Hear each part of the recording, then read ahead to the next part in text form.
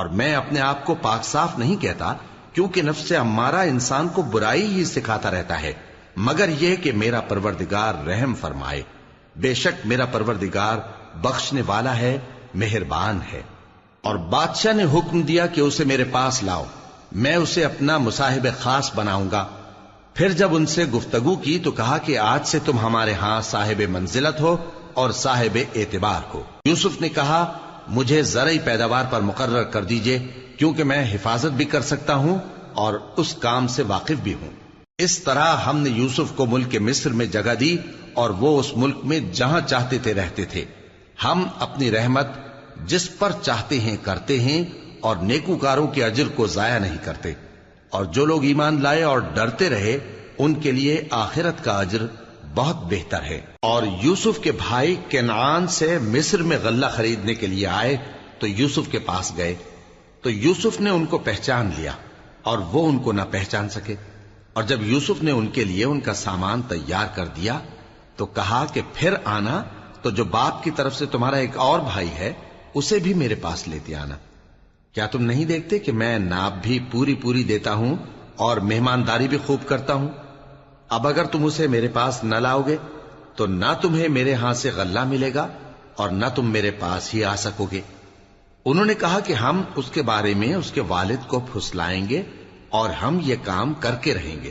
اور یوسف نے اپنے خدام سے کہا کہ ان کا سرمایہ یعنی غلے کی قیمت ان کے سامان میں رکھ دو۔ عجب نہیں کہ جب یہ اپنے اہل و عیال میں جائیں تو اسے پہچان لیں، اور عجب نہیں کہ یہ پھر یہاں آئے۔ بس جب وہ اپنے والد کے پاس واپس گئے تو کہنے لگے کہ ابا ہمارے لیے غلے کی بندش کر دی گئی ہے، تو ہمارے ساتھ ہمارے بھائی کو بھیج دیجئے تاکہ ہم پھر غلہ لائیں اور ہم اس کے نگہبان ہیں۔ یعقوب نے کہا کہ میں اس کے بارے میں تمہارا اعتبار نہیں کرتا، مگر ویسا ہی جیسا پہلے اس کے بھائی کے بارے میں کیا تھا، سو اللہ ہی بہتر نگہبان ہے اور وہ سب سے زیادہ رحم کرنے والا ہے۔ اور جب انہوں نے اپنا اسباب کھولا تو دیکھا کہ ان کا سرمایہ واپس کر دیا گیا ہے۔ کہنے لگے ابا ہمیں اور کیا چاہیے؟ دیکھیے یہ ہماری پونجی بھی ہمیں واپس کر دی گئی ہے، اور ہم اپنے اہل و عیال کے لیے پھر غلہ لائیں گے اور اپنے بھائی کی نگہبانی کریں گے، اور ایک بار شتر زیادہ لائیں گے کہ یہ غلہ جو ہم لائے ہیں تھوڑا ہے۔ یعقوب نے کہا کہ جب تک تم اللہ کا عہد نہ دو کہ اس کو میرے پاس صحیح و سالم لے آؤ گے، میں اسے ہرگز تمہارے ساتھ نہیں بھیجنے کا، مگر یہ کہ تم گھیر لیے جاؤ یعنی بے بس ہو جاؤ تو مجبوری ہے۔ پس جب انہوں نے والد کو اپنا قول دیا تو یعقوب نے کہا کہ جو قول و قرار ہم کر رہے ہیں اس کا اللہ ضامن ہے، اور فرمایا کہ اے میرے بیٹو ایک ہی دروازے سے داخل نہ ہونا بلکہ جدا جدا دروازوں سے داخل ہونا، اور میں اللہ کی تقدیر کو تو تم سے روک نہیں سکتا۔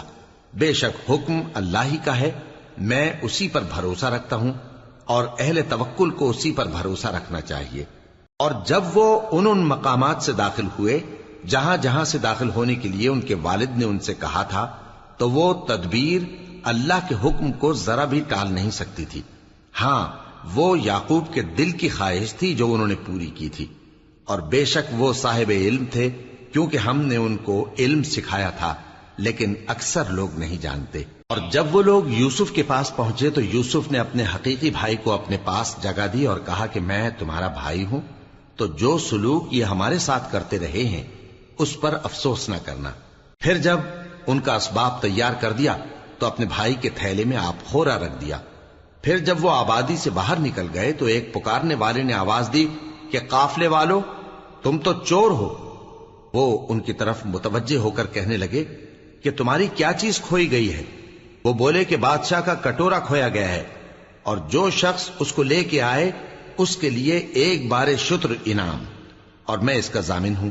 وہ کہنے لگے کہ اللہ کی قسم تم کو معلوم ہے کہ ہم اس ملک میں اس لیے نہیں آئے کہ خرابی کریں اور نہ ہم چوری کیا کرتے ہیں۔ وہ بولے کہ اگر تم جھوٹے نکلے یعنی چوری ثابت ہوئی تو اس کی سزا کیا؟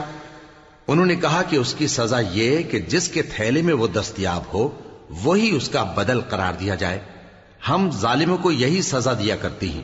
پھر یوسف نے اپنے بھائی کے تھیلے سے پہلے ان کے تھیلوں کو دیکھنا شروع کیا، پھر اپنے بھائی کے تھیلے میں سے اس کو نکال لیا۔ اس طرح ہم نے یوسف کے لیے تدبیر کی، ورنہ بادشاہ کے قانون کے مطابق وہ اپنے بھائی کو لے نہیں سکتے تھے مگر یہ کہ اللہ چاہے، ہم جس کے چاہتے ہیں درجے بلند کرتے ہیں، اور ہر علم والے سے بڑھ کر ایک بڑا علم والا ہے۔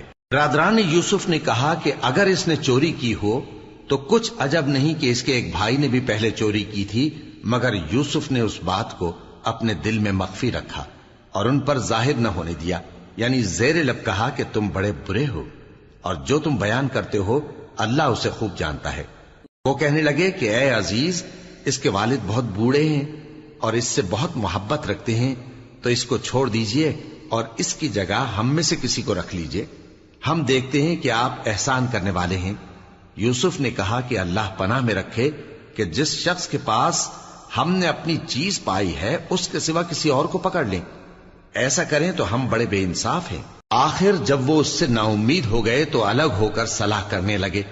سب سے بڑے نے کہا، کیا تم نہیں جانتے کہ تمہارے والد نے تم سے اللہ کا عہد لیا ہے اور اس سے پہلے بھی تم یوسف کے بارے میں قصور کر چکے ہو؟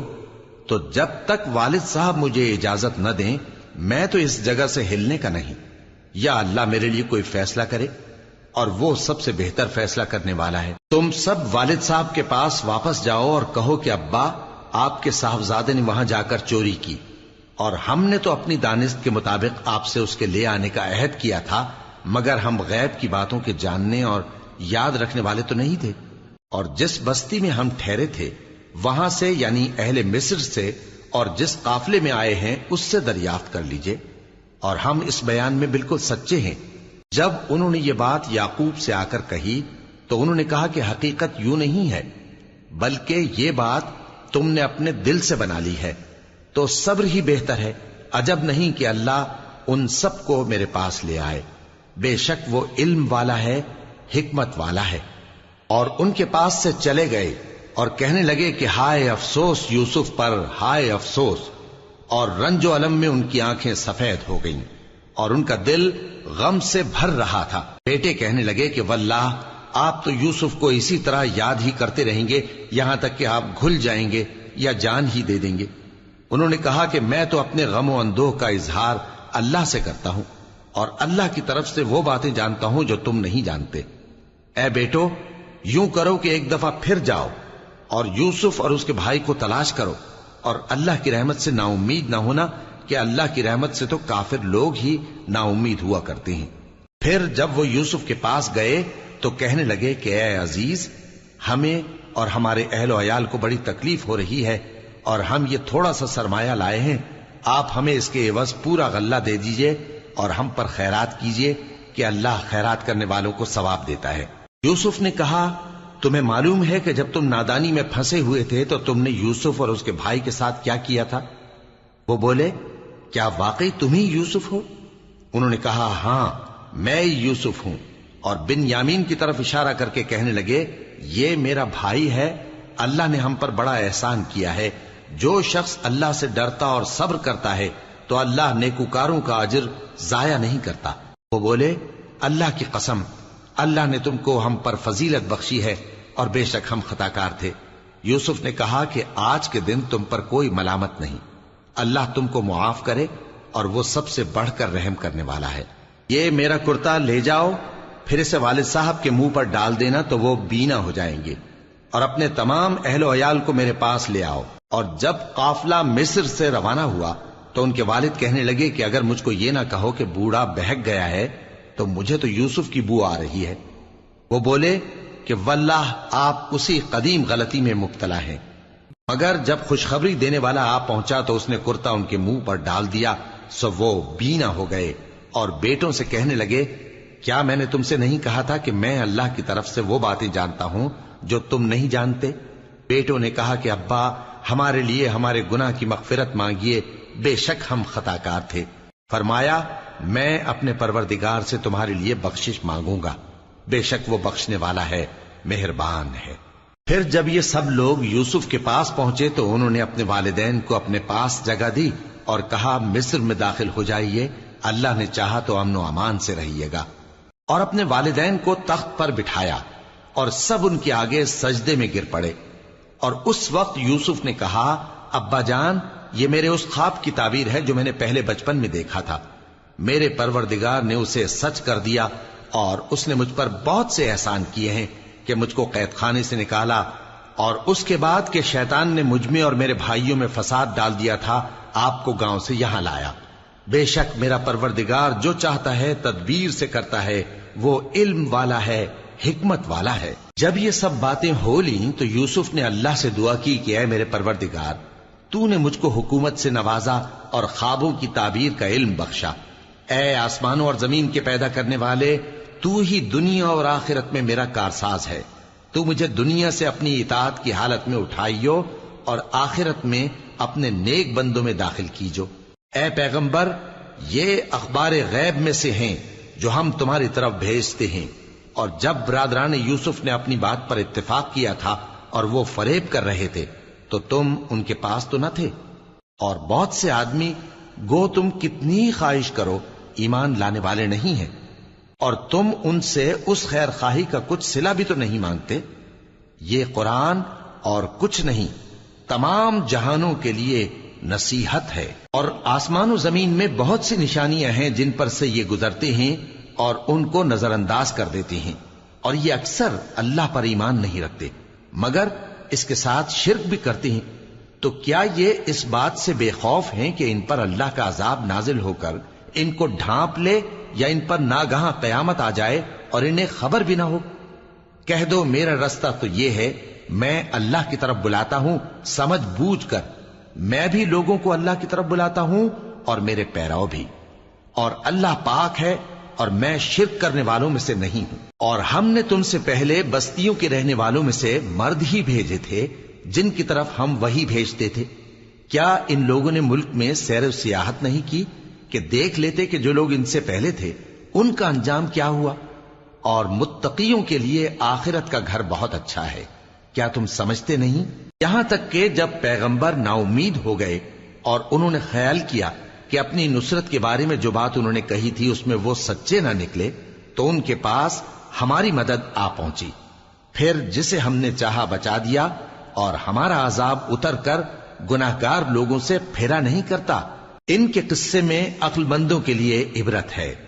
یہ قرآن ایسی بات نہیں ہے جو اپنے دل سے بنائی گئی ہو، بلکہ جو کتابیں اس سے پہلے نازل ہوئی ہیں ان کی تصدیق کرنے والا ہے، اور ہر چیز کی تفصیل کرنے والا، اور مومنوں کے لیے ہدایت اور رحمت ہے۔ شروع اللہ کا نام لے کر جو بڑا مہربان نہایت رحم والا ہے۔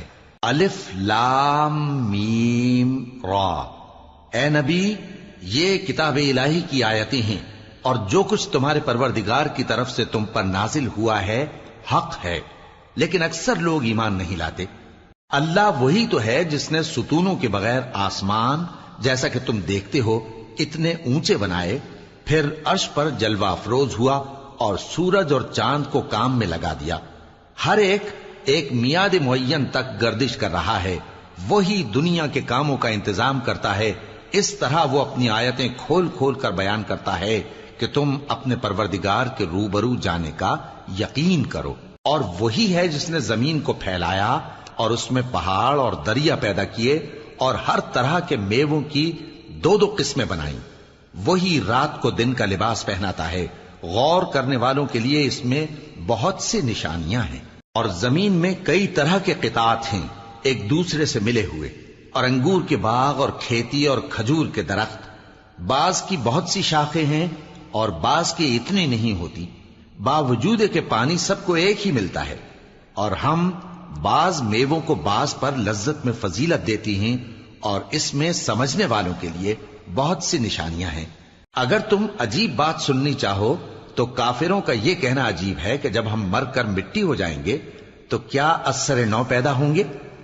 یہی لوگ ہیں جو اپنے پروردگار سے منکر ہوئے ہیں، اور یہی ہیں جن کی گردنوں میں طوق ہوں گے، اور یہی اہل دوزخ ہیں کہ ہمیشہ اس میں جلتے رہیں گے۔ اور یہ لوگ بھلائی سے پہلے تم سے برائی جلدی سے مانگتے ہیں، یعنی طالب عذاب ہیں، حالانکہ ان سے پہلے عذاب واقع ہو چکے ہیں۔ اور تمہارا پروردگار لوگوں کو باوجود ان کی بے انصافیوں کے معاف کرنے والا ہے، اور بے شک تمہارا پروردگار سخت عذاب دینے والا ہے۔ اور کافر لوگ کہتے ہیں کہ اس پیغمبر پر اس کے پروردگار کی طرف سے کوئی نشانی کیوں نازل نہیں ہوئی؟ اے نبی، تم تو صرف خبردار کرنے والے ہو، اور ہر ایک قوم کے لیے رہنما ہوا کرتا ہے۔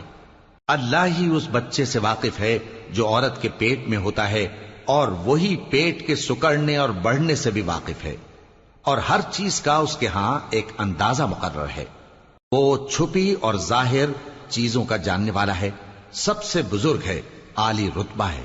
کوئی تم میں سے چپکے سے بات کہے یا پکار کر، یا رات کو کہیں چھپ جائے یا دن کی روشنی میں کھلم کھلا چلے پھرے، اللہ کے نزدیک برابر ہے۔ اس کے آگے اور پیچھے اللہ کے چوکیدار ہیں جو اللہ کے حکم سے اس کی نگرانی کرتے ہیں۔ اللہ اس نعمت کو جو کسی قوم کو حاصل ہے نہیں بدلتا جب تک کہ وہ اپنی حالت کو نہ بدلے، اور جب اللہ کسی قوم کے ساتھ برائی کا ارادہ کرتا ہے تو وہ پھر نہیں سکتی، اور اللہ کے سوا ان کا کوئی مددگار نہیں ہوتا۔ وہی تو ہے جو تم کو ڈرانے اور امید دلانے کے لیے بجلی دکھاتا اور بھاری بھاری بادل پیدا کرتا ہے، اور رعد اور فرشتے سب اس کے خوف سے اس کی تسبیح و تحمید کرتے رہتے ہیں۔ اور وہی بجلیاں بھیجتا ہے، پھر جس پر چاہتا ہے گرا بھی دیتا ہے، جبکہ وہ اللہ کے بارے میں جھگڑتے ہیں، اور وہ بڑی قوت والا ہے۔ کام کا پکارنا تو اسی کا ہے، اور جن کو یہ لوگ اس کے سوا پکارتے ہیں وہ ان کی پکار کو کسی طرح قبول نہیں کرتے، مگر اس شخص کی طرح جو اپنے دونوں ہاتھ پانی کی طرف پھیلا دے تاکہ دور ہی سے اس کے منہ تک آ پہنچے، حالانکہ وہ اس تک کبھی بھی نہیں آ سکتا۔ اور اسی طرح کافروں کی پکار بیکار ہے۔ اور جتنی مخلوقات آسمانوں اور زمین میں ہے، خوشی سے یا ناخوشی سے اللہ کے آگے سجدہ کرتی ہے، اور ان کے سائے بھی صبح و شام سجدے کرتے ہیں۔ ان سے پوچھو کہ آسمانوں اور زمین کا پروردگار کون ہے؟ تم ہی کہہ دو کہ اللہ۔ ان سے کہو کہ کیا تم نے اللہ کو چھوڑ کر ایسے لوگوں کو کارساز بنایا ہے جو خود اپنے نفع و نقصان کا بھی اختیار نہیں رکھتے؟ کہو کیا اندھا اور آنکھوں والا برابر ہیں، یا اندھیرا اور اجالا برابر ہو سکتا ہے؟ بھلا ان لوگوں نے جن کو اللہ کا شریک مقرر کیا ہے، کیا انہوں نے اللہ کسی مخلوقات پیدا کی ہے جس کے سبب ان کے لیے مخلوقات مشتبہ ہو گئی ہے؟ کہہ دو کہ اللہ ہی ہر چیز کا پیدا کرنے والا ہے، اور وہ یکتا ہے، بڑا زبردست ہے۔ اسی نے آسمان سے مے برسایا، پھر اس سے اپنے اپنے اندازے کے مطابق نالے بہ نکلے، پھر پانی پر پھولا ہوا جھاگ آ گیا۔ اور جس چیز کو زیور یا کوئی اور سامان بنانے کے لیے آگ میں تپاتے ہیں اس میں بھی ایسا ہی جھاگ ہوتا ہے۔ اس طرح اللہ حق و باطل کی مثال بیان فرماتا ہے۔ سو جھاگ تو سوکھ کر زائل ہو جاتا ہے، اور پانی جو لوگوں کو فائدہ پہنچاتا ہے وہ زمین میں ٹھہرا رہتا ہے۔ اس طرح اللہ صحیح اور غلط کی مثالیں بیان فرماتا ہے تاکہ تم سمجھو۔ جن لوگوں نے اللہ کے حکم کو قبول کیا ان کی حالت بہت بہتر ہوگی، اور جنہوں نے اس کو قبول نہ کیا، اگر روئے زمین کے سب خزانے ان کے اختیار میں ہوں تو وہ سب کے سب اور ان کے ساتھ اتنے ہی اور نجات کے بدلے میں صرف کر ڈالیں، مگر نجات کہاں؟ ایسے لوگوں کا حساب بھی برا ہوگا، اور ان کا ٹھکانہ بھی دوزخ ہے، اور وہ بری جگہ ہے۔ بھلا جو شخص یہ جانتا ہے کہ جو کچھ تمہارے پروردگار کی طرف سے تم پر نازل ہوا ہے حق ہے، وہ اس شخص کی طرح ہے جو اندھا ہے، اور سمجھتے تو وہی ہیں جو عقل مند ہیں، جو اللہ کے عہد کو پورا کرتے ہیں اور قول و قرار کو نہیں توڑتے، اور جن رشتوں کے جوڑے رکھنے کا اللہ نے حکم دیا ان کو جوڑے رکھتے، اور اپنے پروردگار سے ڈرتے رہتے اور برے حساب سے خوف رکھتے ہیں، اور جو اپنے پروردگار کی خوشنودی حاصل کرنے کے لیے مصائب پر صبر کرتے ہیں اور نماز پڑھتے ہیں، اور جو مال ہم نے ان کو دیا ہے اس میں سے پوشیدہ اور ظاہر خرچ کرتے ہیں، اور نیکی سے برائی کو دور کرتے ہیں، یہی لوگ ہیں جن کے لیے عاقبت کا گھر ہے، یعنی ہمیشہ رہنے کے باغات جن میں وہ داخل ہوں گے، اور ان کے باپ دادوں اور بیویوں اور اولاد میں سے جو نیکوکار ہوں گے وہ بھی بہشت میں جائیں گے، اور فرشتے بہشت کے ہر ایک دروازے سے ان کے پاس آئیں گے اور کہیں گے تم پر سلام ہو، یہ تمہاری ثابت قدمی کا بدلہ ہے، اور عاقبت کا گھر خوب گھر ہے۔ اور جو لوگ اللہ سے پختہ عہد کر کے اس کو توڑ ڈالتے اور جن رشتوں کے جوڑے رکھنے کا اللہ نے حکم دیا ہے ان کو قطع کر دیتے اور ملک میں فساد کرتے ہیں، ایسوں پر لعنت ہے اور ان کے لیے برا انجام ہے۔ اللہ جس کا چاہتا ہے رزق فراخ کر دیتا ہے اور جس کا چاہتا ہے تنگ کر دیتا ہے۔ اور کافر لوگ دنیا کی زندگی پر خوش ہو رہے ہیں، اور دنیا کی زندگی آخرت کے مقابلے میں بہت تھوڑا سامان ہے۔ اور کافر کہتے ہیں کہ اس پیغمبر پر اس کے پروردگار کی طرف سے کوئی نشانی کیوں نازل نہیں ہوئی؟ کہہ دو کہ اللہ جسے چاہتا ہے گمراہ کرتا ہے، اور جو اس کی طرف رجوع ہوتا ہے اس کو اپنی طرف کا رستہ دکھاتا ہے، یعنی ان کو جو ایمان لاتے اور جن کے دل اللہ کی یاد سے آرام پاتے ہیں ان کو۔ اور سن رکھو کہ اللہ کی یاد سے ہی دل آرام پاتے ہیں۔ جو لوگ ایمان لائے اور عمل نیک کیے ان کے لیے خوشحالی اور عمدہ ٹھکانہ ہے۔ جس طرح ہم پہلے پیغمبر بھیجتے رہے ہیں اسی طرح اے نبی ہم نے تم کو اس امت میں جس سے پہلے بہت سی امتیں گزر چکی ہیں بھیجا ہے، تاکہ تم ان کو وہ کتاب جو ہم نے تمہاری طرف بھیجی ہے پڑھ کر سنا دو۔ اور یہ لوگ رحمان کو نہیں مانتے۔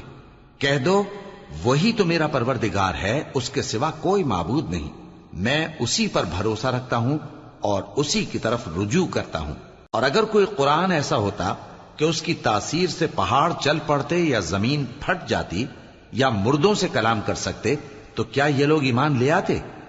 بات یہ ہے کہ سب باتیں اللہ کے اختیار میں ہیں، تو کیا مومنوں کو اس سے اطمینان نہیں ہوا کہ اگر اللہ چاہتا تو سب لوگوں کو ہدایت کے رستے پر چلا دیتا؟ اور کافروں پر ہمیشہ ان کے اعمال کے بدلے آفت آتی رہے گی یا ان کے مکانات کے قریب نازل ہوتی رہے گی یہاں تک کہ اللہ کا وعدہ آ پہنچے۔ بے شک اللہ وعدہ خلاف نہیں کرتا۔ اور تم سے پہلے بھی رسولوں کے ساتھ تمسخر ہوتے رہے ہیں، تو میں نے کافروں کو مہلت دی، پھر میں نے ان کو پکڑ لیا، سو دیکھ لو کہ میرا عذاب کیسا رہا۔ تو کیا وہ جو ہر شخص کے اعمال کا نگراں و نگہبان ہے وہ بتوں کی طرح بے علم و بے خبر ہو سکتا ہے؟ اور ان لوگوں نے اللہ کے شریک مقرر کر رکھے ہیں۔ ان سے کہو کہ ذرا ان کے نام تو لو۔ کیا تم اسے ایسی چیزیں بتاتے ہو جو روئے زمین پر ہیں اور اسے معلوم نہیں، یا تم لوگ محض سطحی بات کی تقلید کرتے ہو؟ اصل یہ ہے کہ کافروں کو ان کے فریب خوبصورت معلوم ہوتے ہیں اور وہ ہدایت کے رستے سے روک لیے گئے ہیں، اور جسے اللہ گمراہ رہنے دے اسے کوئی ہدایت کرنے والا نہیں۔ ان کو دنیا کی زندگی میں بھی عذاب ہے اور آخرت کا عذاب تو بہت ہی سخت ہے، اور ان کو اللہ کے عذاب سے کوئی بھی بچانے والا نہیں۔ جس جنت کا پرہیزگاروں سے وعدہ کیا گیا ہے اس کی شان یہ ہے کہ اس کے نیچے نہریں بہ رہی ہیں، اس کے پھل ہمیشہ باقی رہنے والے ہیں اور اس کے سائے بھی۔ یہ ان لوگوں کا انجام ہے جو متقی ہیں، اور کافروں کا انجام دوزخ ہے۔ اور جن لوگوں کو ہم نے کتاب دی ہے وہ اس کتاب سے جو تم پر نازل ہوئی ہے خوش ہوتی ہیں، اور بعض فرقے اس کی بعض باتیں نہیں بھی مانتے۔ کہہ دو کہ مجھ کو یہی حکم ہوا ہے کہ اللہ ہی کی عبادت کروں اور اس کے ساتھ کسی کو شریک نہ بناؤں، میں اسی کی طرف بلاتا ہوں اور اسی کی طرف مجھے لوٹنا ہے۔ اور اسی طرح ہم نے اس قرآن کو عربی زبان کا فرمان بنا کر نازل کیا ہے، اور اگر تم علم آ جانے کے بعد ان لوگوں کی خواہشوں کے پیچھے چلو گے تو اللہ کے سامنے کوئی نہ تمہارا مددگار ہوگا اور نہ کوئی بچانے والا۔ اور اے نبی ہم نے تم سے پہلے بھی پیغمبر بھیجے تھے اور ان کو بیویاں اور اولاد بھی دی تھیں، اور کسی پیغمبر کے اختیار کی بات نہ تھی کہ اللہ کے حکم کے بغیر کوئی نشانی لے آتا۔ ہر حکم قضا کتاب میں لکھا ہوا ہے۔ اللہ جس چیز کو چاہتا ہے مٹا دیتا ہے اور جس کو چاہتا ہے باقی رکھتا ہے، اور اسی کے پاس اصل کتاب ہے۔ اور اگر ہم کوئی عذاب جس کا ان لوگوں سے وعدہ کرتے ہیں تمہیں دکھائیں، یعنی تمہارے روبرو ان پر نازل کریں، یا تمہاری مدت حیات پوری کر دیں، یعنی تمہارے انتقال کے بعد عذاب بھیجیں، تو تمہارا کام ہمارے احکام کا پہنچا دینا ہے اور ہمارا کام حساب لینا ہے۔ کیا انہوں نے نہیں دیکھا کہ ہم زمین کو اس کے کناروں سے گھٹاتے چلے آ رہے ہیں، اور اللہ جیسا چاہتا ہے حکم کرتا ہے، کوئی اس کے حکم کا رد کرنے والا نہیں، اور وہ جلد حساب لینے والا ہے۔ جو لوگ ان سے پہلے تھے وہ بھی بہتیری تدبیریں کرتے رہے ہیں، سو تدبیر تو سب اللہ ہی کی ہوتی ہے۔ ہر شخص جو کچھ کر رہا ہے اللہ اسے جانتا ہے، اور کافر جلد معلوم کر لیں گے کہ آخرت میں اچھا انجام کس کے لیے ہوتا ہے۔ اور کافر لوگ کہتے ہیں کہ تم پیغمبر نہیں ہو۔ کہہ دو کہ میرے اور تمہارے درمیان اللہ اور وہ شخص جس کے پاس کتاب آسمانی کا علم ہے بطور گواہ کافی ہے۔ شروع اللہ کا نام لے کر جو بڑا مہربان نہایت رحم والا ہے۔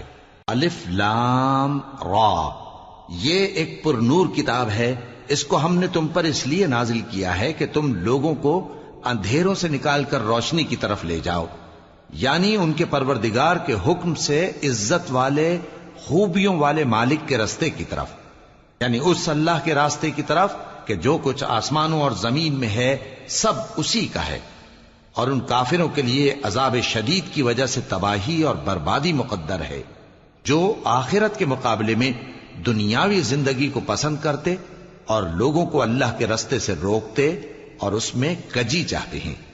یہ لوگ بڑے دور کی گمراہی میں ہیں، اور ہم نے کوئی پیغمبر نہیں بھیجا مگر وہ اپنی قوم کی زبان بولتا تھا تاکہ انہیں احکام الہی کھول کھول کر بتا دے۔ پھر اللہ جسے چاہتا ہے گمراہ رہنے دیتا ہے اور جسے چاہتا ہے ہدایت دیتا ہے، اور وہ غالب ہے، حکمت والا ہے۔ اور ہم نے موسیٰ کو اپنی نشانیاں دے کر بھیجا کہ اپنی قوم کو تاریکیوں سے نکال کر روشنی میں لے جاؤ اور ان کو اللہ کے دن یاد دلاؤ، اور اس میں ان لوگوں کے لیے جو صابر و شاکر ہیں نشانیاں ہیں۔ اور جب موسیٰ نے اپنی قوم سے کہا کہ اللہ نے جو تم پر مہربانیاں کی ہیں ان کو یاد کرو، جبکہ اس نے تم کو فرعون کی قوم سے رہائی بخشی، وہ لوگ تمہیں برے برے عذاب دیتے تھے اور تمہارے بیٹوں کو مار ڈالتے تھے اور تمہاری لڑکیوں کو زندہ رہنے دیتے تھے، اور اس میں تمہارے پروردگار کی طرف سے بڑی آزمائش تھی۔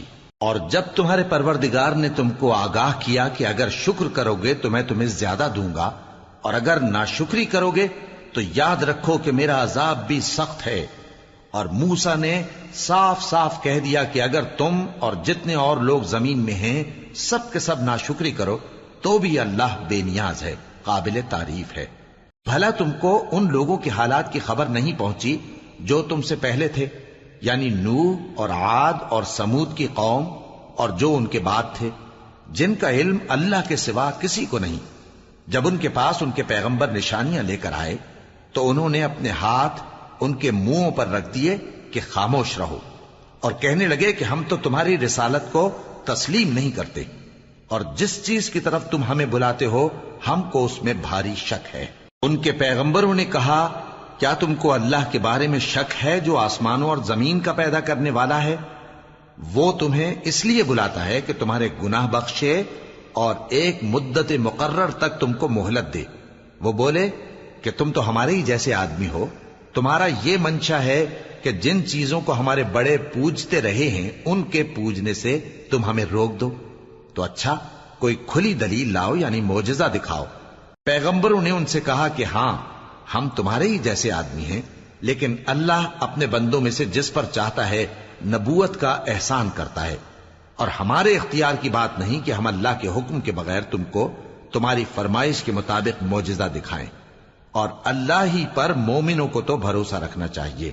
اور ہم کیوں اللہ پر بھروسہ نہ رکھیں حالانکہ اس نے ہم کو ہمارے دین کے سیدھے رستے بتائے ہیں، اور جو تکلیفیں تم ہم کو دیتے ہو اس پر ہم صبر کریں گے، اور اہل توکل کو تو اللہ ہی پر بھروسہ رکھنا چاہیے۔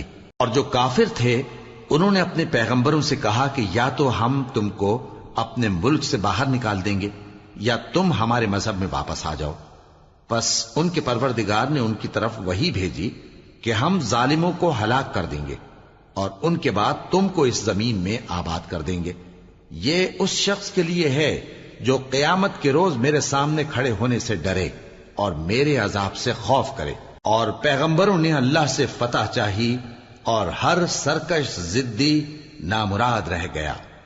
اس کے پیچھے دوزخ ہے اور اسے پیپ والا پانی پلایا جائے گا، وہ اس کو گھونٹ گھونٹ کر کے پیے گا اور گلے سے نہیں اتار سکے گا، اور ہر طرف سے اسے موت آ رہی ہوگی مگر وہ مرنے میں نہیں آئے گا، اور اس کے بعد سخت عذاب ہوگا۔ جن لوگوں نے اپنے پروردگار سے کفر کیا ان کے اعمال کی مثال راکھ کی سی ہے کہ آندھی کے دن اس پر زور کی ہوا چلے جو اسے اڑا لے جائے۔ اسی طرح جو کام وہ کرتے رہے ان پر ان کو کچھ قابو نہ ہوگا۔ یہی تو پرلے سرے کی گمراہی ہے۔ کیا تم نے نہیں دیکھا کہ اللہ نے آسمانوں اور زمین کو تدبیر سے پیدا کیا ہے؟ اگر وہ چاہے تو تم کو نابود کر دے اور تمہاری جگہ نئی مخلوق پیدا کر دے، اور یہ اللہ کو کچھ بھی مشکل نہیں۔ اور قیامت کے دن سب لوگ اللہ کے سامنے کھڑے ہوں گے تو غریب پیروکار بڑے بن بیٹھنے والوں سے کہیں گے کہ ہم تو تمہارے پیرو تھے، کیا تم اللہ کا کچھ عذاب ہم پر سے دفع کر سکتے ہو؟ وہ کہیں گے کہ اگر اللہ ہم کو ہدایت کرتا تو ہم تم کو ہدایت کرتے۔ اب ہم گھبراہٹ ظاہر کریں یا صبر کریں ہمارے حق میں برابر ہے، کوئی جگہ رہائی کی ہمارے لیے نہیں ہے۔ اور جب حساب کتاب کا کام فیصل ہو چکے گا تو شیطان کہے گا جو وعدہ اللہ نے تم سے کیا تھا وہ تو سچا تھا، اور جو وعدہ میں نے تم سے کیا تھا وہ جھوٹا تھا، اور میرا تم پر کسی طرح کا زور نہیں تھا۔ ہاں، میں نے تم کو گمراہی اور باطل کی طرف بلایا تو تم نے جلدی سے اور بے دلیل میرا کہنا مان لیا۔ تو آج مجھے ملامت نہ کرو، اپنے آپ ہی کو ملامت کرو۔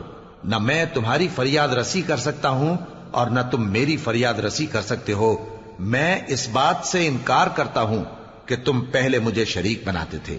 بے شک جو ظالم ہیں ان کے لیے درد دینے والا عذاب ہے۔ اور جو ایمان لائے اور عمل نیک کرتے رہے وہ بہشتوں میں داخل کیے جائیں گے جن کے نیچے نہریں بہ رہی ہیں۔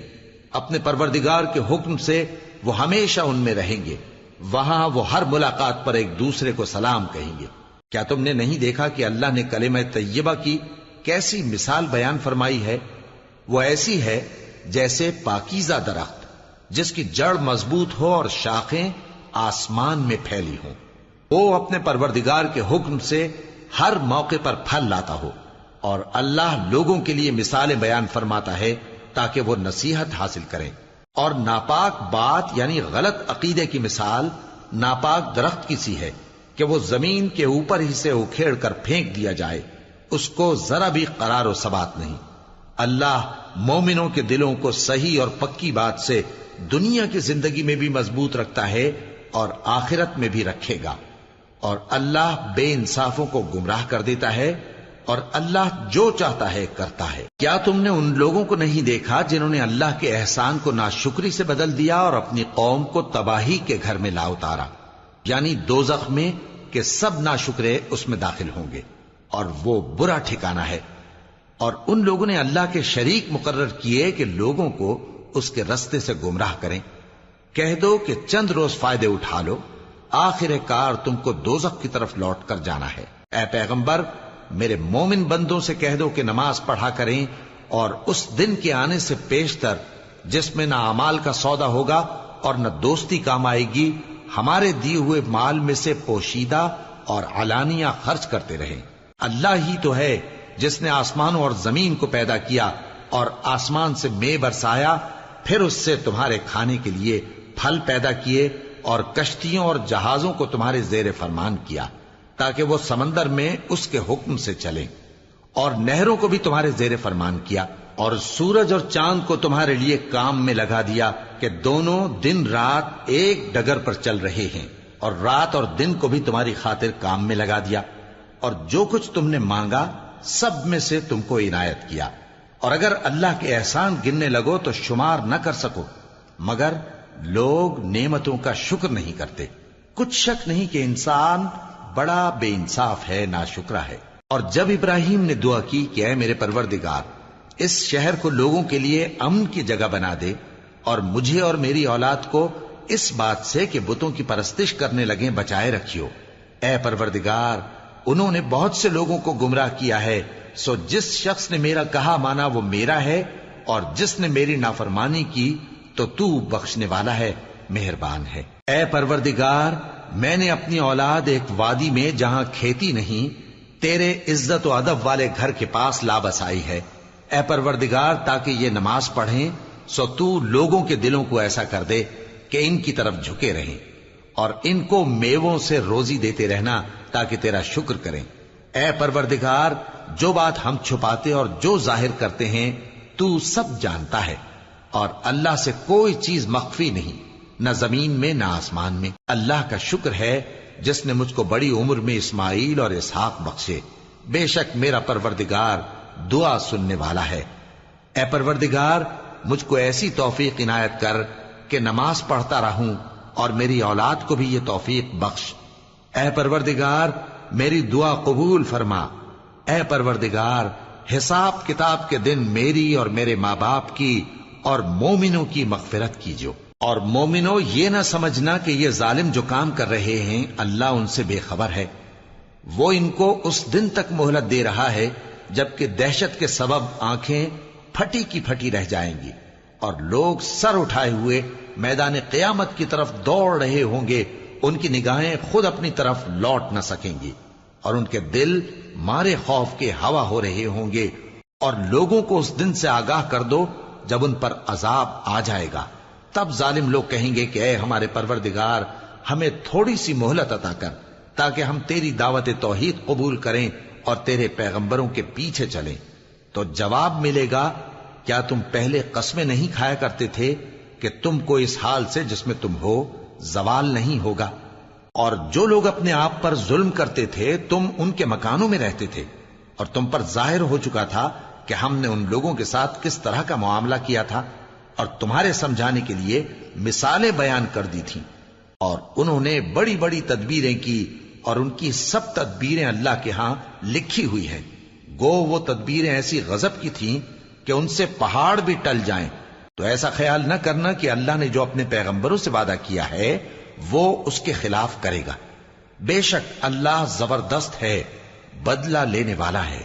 جس دن یہ زمین دوسری ہی زمین بنا دی جائے گی اور آسمان بھی بدل دیے جائیں گے اور سب لوگ اللہ کے سامنے نکل کھڑے ہوں گے، جو یکتا ہے بڑا زبردست ہے۔ اور اس دن تم گناہگاروں کو دیکھو گے کہ زنجیروں میں جکڑے ہوئے ہیں، ان کے کرتے تارکول کے ہوں گے اور ان کے چہروں کو آگ لپٹ رہی ہوگی، یہ اس لیے کہ اللہ ہر شخص کو اس کے اعمال کا بدلہ دے۔